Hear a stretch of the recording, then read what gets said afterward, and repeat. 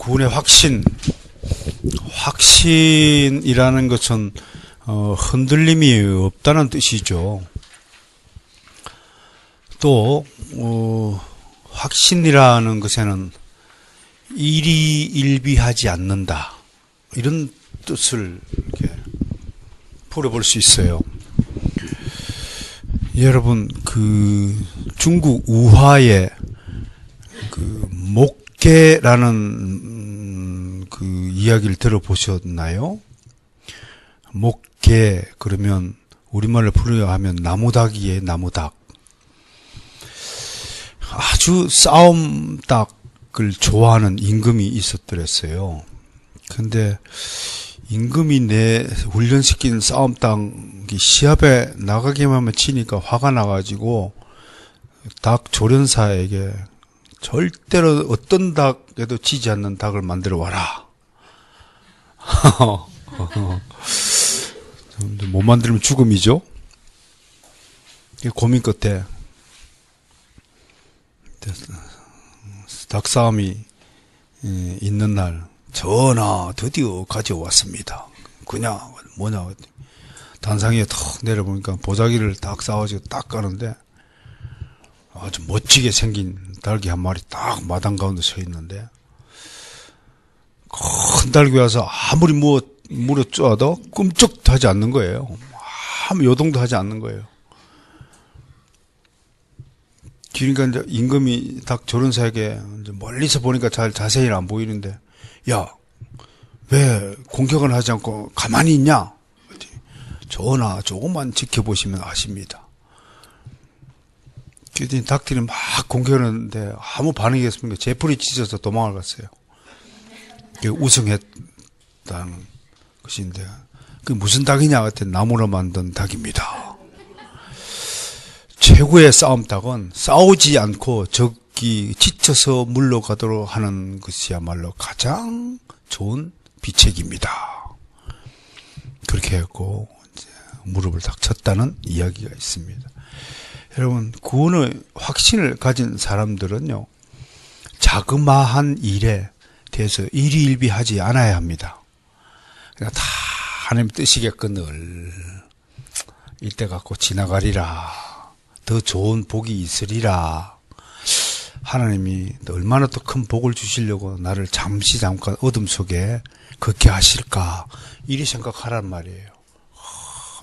지나치게 예민해가지고 하기보다는 좀 느긋할 필요가 있다. 여유라는 말을 혹시 기억하시죠? 여유가 무슨 뜻인가요? 남는다는 것이에요. 꽉 채우지 않는다는 뜻이에요. 주머니를 꽉 채우지 않는다. 창고를 가득 채우지 않는다. 제발 냉장고에다가 쑤셔 넣지 마시고 좀 여유롭게 냉장고를 운영하세요. 그 여유라는 것이 우리에게 주는 그 힘이 굉장해요. 약간 비어 있으니까 채울 것이 남았잖아요. 여러분, 우리가 욕심으로 가득 차면 여유가 없잖아요. 하나님의 은혜가 채워질 공간이 없잖아요. 여러분, 인간적인 생각으로 내가 가득 차 있으면 하나님의 은혜가 채워질 공간이 없잖아요. 내 생각과 내 뜻과 내 계획으로 가득 차 있는 인생은 하나님이 개입할 여지가 없잖아요. 좀 여유로움을 가질 필요가 있다. 그러니까 아플 수도 있고, 병들 수도 있고, 사업이 망할 수도 있고, 잘 안 풀릴 수도 있고, 또 우리 선희 씨처럼 보험을 하는데, 사람을 만나는데, 잘 안 될 수도 있죠. 그런데요, 목적 의식을 달리하면 계약이 목적이 아니라 하마터면 이 일을 도구 삼아서 새로운 사람을 계속 만나게 하시려는 것이 하나님의 목적이다라는 생각만 딱 바꾸면 계약은 둘째치는 거예요. 나머지는 하나님이 책임지신다는 믿음만 있으면서 그분에게 정말 내가 가진 상품을 친절히 설명함과 동시에 정말 그분을 진심으로 당신에게 이 상품을 소개한다는 그 진정성이 함께 있다면 그는 아마 감동할 것이고, 또 그 뒤로 이제 그것을 계기로 복음의 귀도 열리게 될 것이다. 그런 것 아니겠어요? 그러니까 오늘 구원의 확신을 하면서 우리 참 준상군의 아름다운 목소리를 통해서 들었습니다만, 거기에서 우리가 꼭 유념해야 될 것은, 보십시오. 사망의 제일 끝에 줄에 뭐예요? 이 확신을 가진 사람들은 결코 방탕한 삶에 빠지지 않는다라는 것을 꼭 기억해 주시길 바랍니다. 그러면 사항에서는 이 흔들리는 인생에 대한 위험을 경고해 두신 것이죠. 예? 흔들리고 약해지고 뭐 하던 일을 중단하고 하는 모든 근원이 뭐예요? 구원의 확신을 게을리 했기 때문이다. 그러면 하나님이 잠시 어둠 가운데 허용하신다. 하나님의 얼굴빛을 거두어 가신다는 건 뭔가요? 하나님 빛이시잖아요. 빛을 비추다가 탁 꺼버리면 어둠 속에 있게 된다는 이야기죠. 어둠은 슬픔이고 고통이고, 그죠? 비참함의 상태를 말하는 거죠. 결국은 여러분, 다른 말로 비유하자면 하나님의 뜻으로 말미암아 내 삶이 공핍해질 수 있고 또 부해질 수도 있는 거지만, 특별히 개인적인 죄악으로 말미암아 당하는 고통은 굉장히 우리가 경계해야 합니다. 하나님의 뜻을 어겨서 고의적이든 어떤 습관적이든 아무튼 육신의 소욕을 이기지 못하고 절제하지 못해서 하나님의 뜻을 거슬러서 사는 인생에는 반드시 비참함이 따릅니다. 이거 혹시 생각해 보셔야 돼요. 일이 좀 안 풀리거나, 물론 풀리거나 안 풀리거나에 대해서 우리는 담대함을 가지라고 지금 앞에서 제가 조언을 했지만, 그래도 아주 이유 없는 일들이 계속 내게 반복해서 일어나고 뭐 좀 잘 안 되면 어떻게 해야 됩니까? 내 안에 어떤 하나님을 슬프게 한 죄들이 있는가를 적시로 되돌아봐야 됩니다. 내가 하나님의 뜻을 어긴 것이 무엇인가를 빨리 되돌아봐야 됩니다. 그렇다고 일이 잘 풀린다고 또 막 기뻐해가지고 뭐 나는 하나님을 잘 믿으니까 하나님의 복을 이렇게 주신다. 그거는 교만의 벌을 받은 거예요. 그 자체는 그렇게 되면요. 그럴수록 또 사르는 판을 그렇듯이 결국 신앙은 이런 거예요. 좁은 문 좁은 길을 말씀하실 때 그 좁은 뜻에 우리가 사르는 판을 걷다라는 뜻이 있다고 내가 설명을 했잖아요. 그런데 현실적으로는 살얼음판을 걷고 있지만 구원의 확신이 뭡니까? 절대로 이 얼음판은 깨어진다, 안 깨어진다? 안 깨어진다. 그런데 어때요, 우리는? 주님이 안 깨어진다고 말씀했으면 절대로 깨어지는 법이 없는 거예요. 여러분이 하나님의 자녀라는 사실, 구원받은 백성이라는 사실을 굳게 확신한다면 여러분 절대로 쓰러지게 놔두지 않아요. 멸망하지 않아요. 잠시 잠깐 고난을 겪을 수는 있지만 반드시 회복시켜줘요. 그리고 마음에 소원을 두고 행하라고 그랬어요. 하나님의 영광을 드러내기 위해서 더 천국은 침노하는 자의 것이고, 하나님의 크게 입을 벌리고 하나님 더 주시면 제가 더 하겠습니다. 그 큰 소원을 두고 딱 행하면요, 하나님이 반드시 이루어 주십니다. 저는 여러분 앞에 정말로 다시 한번 단호하게 선포합니다. 저는 이미 미래에 세워져 있는, 우리한테는 미래지만 하나님의 예정 가운데 있는 리폼드 센터를 보았습니다. 저는 그것을 한 방에 돈 있는 사람을 통해 팍 세워주면 좋겠지만 그것은 하나님의 예정에는 전혀 없는 것입니다.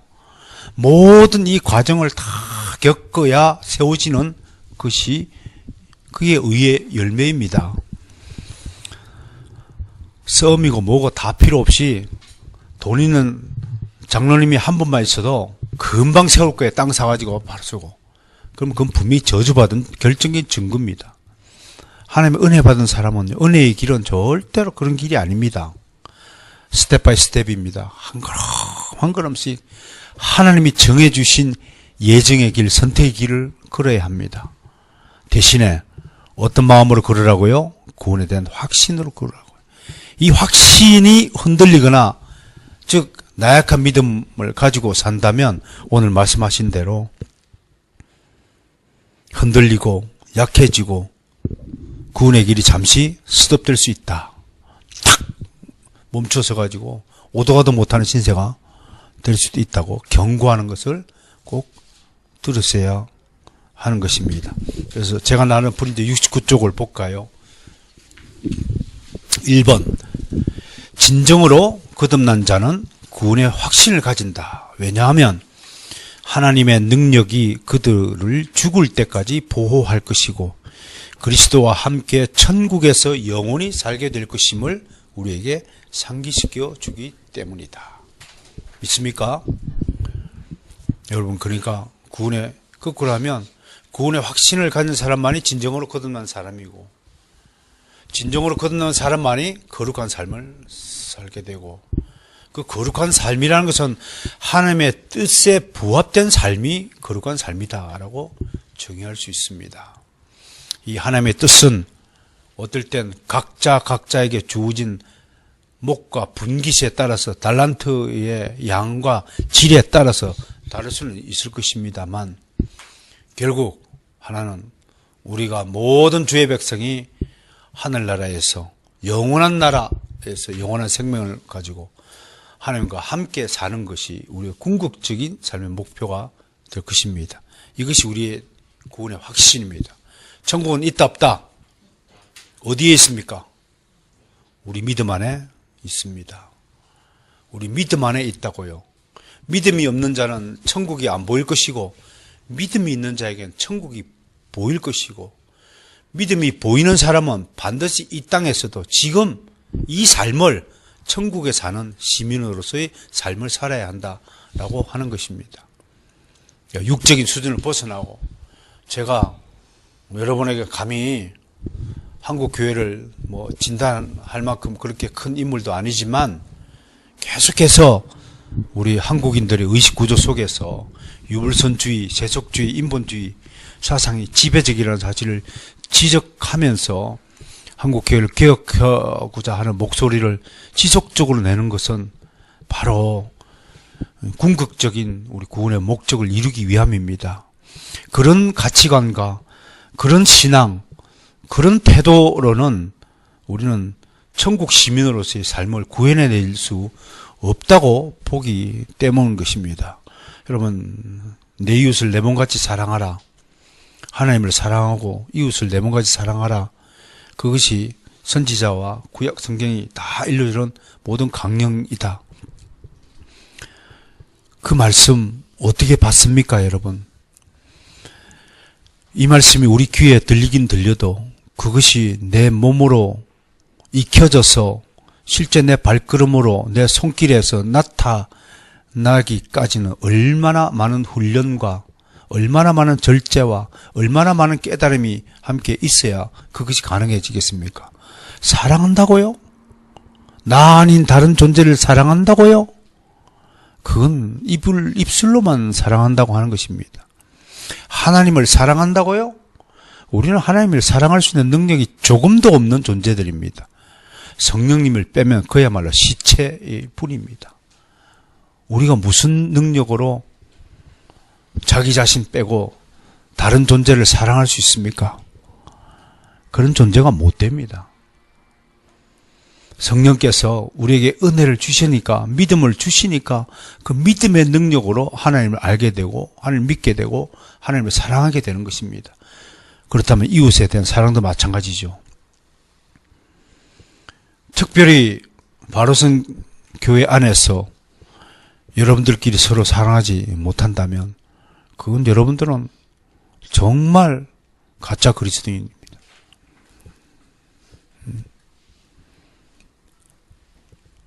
화재로 사람이 죽어가고 폭격을 받아갖고 연평도 주민들이 쓰러져 감에도 불구하고 그 시간에 띵까띵까하고 놀러다니고 회식한다고 하기야 상식과 지식과 위에 회식을 합디다.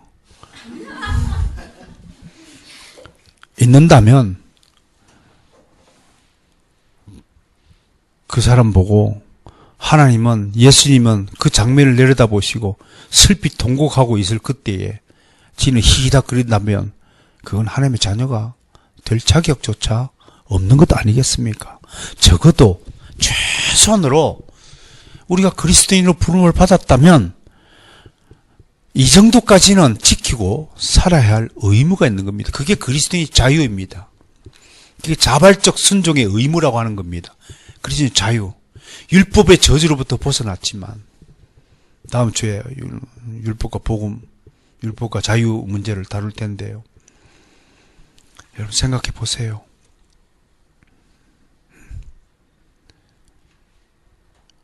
율법의 저주에서 벗어난 그리스도인들은 최대한의 우리에게 주어진 의무를, 율법은 강하게 명령에 따라서 그걸 지키지 않으면 벌을 받았지만 이제는 양심의 자유에 따라서 그 법을 지키고 살아야 한다는 것이 우리 그리스도의 의무입니다.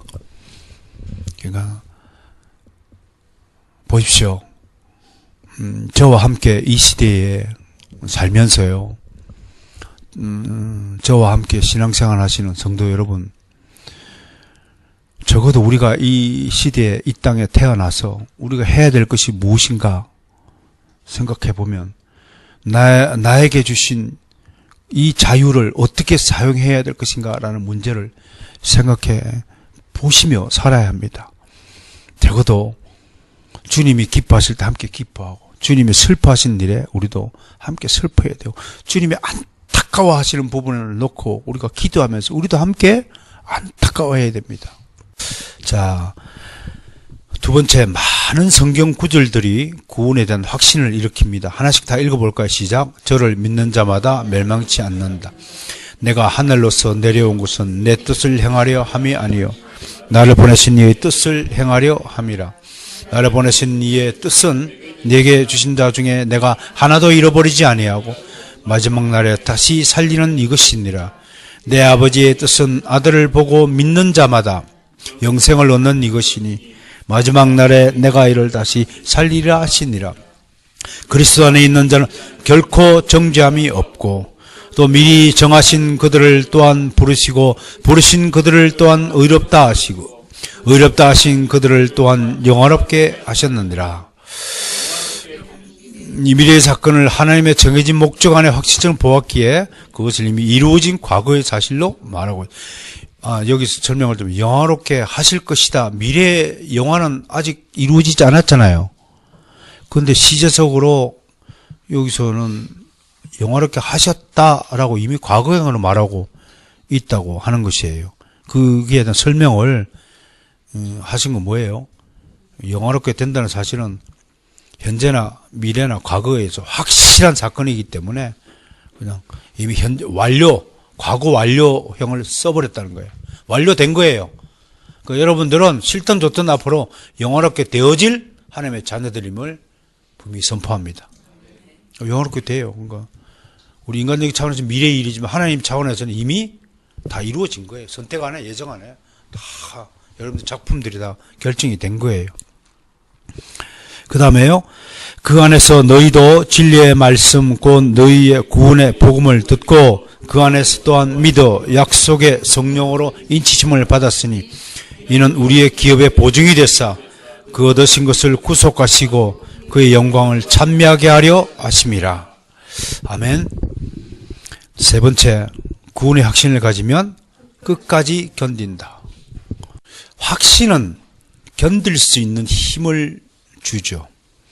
신뢰는, 약속에 대한 신뢰는 우리를 실망시키지 않죠. 하나님은 약속을 변개하시는 분이 아니시죠. 바꾸시는 분이 아니시죠. 하나님은 어제나 오늘이나 동일하신 분이시죠. 하나님은 회전하는 그림자도 없으신 분이시죠. 그러므로 하나님이 말씀하신 구원은 절대로 잃어버리지 않는 것임을 명백히 했죠. 그러면 우리에게 필요한 게 뭡니까? 끝까지 견디는 겁니다. 견딜 수 있을 때까지 견디는 겁니다. 죽으라고 견뎌라. 옛말에 그런 책이 하나 있더라고요. 우리 선배 목사님이 돌아가셨지만 죽을 힘을 다해 견뎌라. 뭐 이런 책으로 우리의 소망을 주셨는데요. 뭐 그렇게 어려운 책은 아니라서 내용은 소개하지 않지만 우리 선배 목사님들의 그런 신앙들이요 좀 살아있으면 좋겠다. 지금은 어떻습니까? 조금만 힘들어도요 현대인들은 너무 쉽게 힘들다. 한국 사람처럼 죽는다 소리 많이 하는 민족도 없다 하잖아요. 배고파도 죽고 좋아도 죽는다고 하는 민족 우리밖에 없어요. 왜 좋아 죽어요? 좋으면 살아야지. 미쳐 죽겠다 그러고. 그러니까 말이 씨가 된다고요. 진짜 말의 씨앗이 무서워요. 뿌린 대로 거두는 거예요. 네 입에서 나온 네 말은 하나도 땅에 떨어지지 않고 하나님의 기억 컴퓨터에 다 저장돼요. 속으로 미워하는 생각마저도 하나님의 컴퓨터에는 다 저장이 돼요. 이게 무서운 거죠. 근데 정말 인간만큼 무모한 존재가 없죠. 그런 거 생각하면. 마치 촛불 속에 겁 없이 손가락을 갖다 대는 어린아이와 같은 존재가 우리 인간들이에요. 지옥불의 형벌을 감히 상상도 못해요. 아침에 제가 요리하다가 이거 뒤었어요. 기름이 튀어가고 떼었는데 그 순간 그 극한 고통이 팍 밀려요. 여기 기름 한 방울 튀었는데다가 그렇게 고통이 심한데 밀양병원 화재 사건에 불꽃에 데여가지고 죽어가는 사람들 생각해 보세요. 얼마나 뜨거운 속에서 죽어갔겠어요. 그 고통. 정말 여러분 잘 죽어야 됩니다. 처참하게 죽지 말아야 됩니다. 그게 덕이 안 됩니다. 남아있는 후손들에게 믿음의 덕을 보이려면 뭐 믿는 사람도 처참하게 죽을 수 있죠. 그러나 죽는 것도 덕이 돼야 됩니다. 은혜 가운데 죽어야 됩니다. 우리 스승님 돌아가시면서 하늘에서 천사들이 나를 데리러 오는 내가 하나님께로 이끌려 갑니다. 그 말씀하고 돌아가신 그런 죽음이 돼야지. 불에 타막 살려주세요 막 그렇게 죽으면 그게 천국 가고 지옥 가고 문제가 아니라 덕이 안 되는 거예요. 여러분 그리스도인들이 술 취하지 말라 왜 그랬어요? 또 하나도 믿음의 덕이 안 되는 거예요. 누가 그걸 훌륭한 사람이라고 해줘요? 안 그렇잖아요. 그러니까 덕이 안 되는 거. 좀 잘 죽어야 돼요. 그러니까 정말 지옥 형벌의 무서움을 간과하기 때문에 우리가 죄를 짓고 함부로 말하고 함부로 생각하고 함부로 행동할 것이다. 우리 생각이에요.